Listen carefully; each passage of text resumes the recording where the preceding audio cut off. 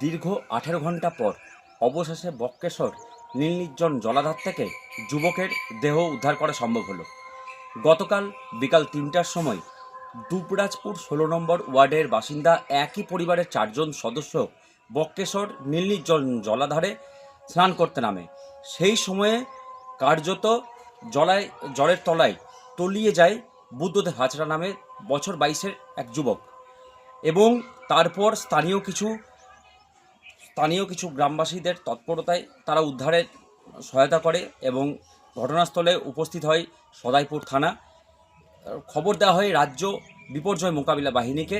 তারা অতি দ্রুততার সাথে গতকাল রাত থেকে আজ সকাল 10টা পর্যন্ত একইভাবে উদ্ধার কাজে হাত মেলান এবং অতি সক্রিয়তার সাথে আজকে বক্রেশ্বর নীল নির্জন জলাধার থেকে ওই যুবকের দেহ উদ্ধার করে এসটিএফ বাহিনী এবং যুবকের সেই দেহ ময়নাতদন্তের জন্য সিউড়ি সদর হাসপাতালে পাঠিয়ে দেওয়া হয়েছে।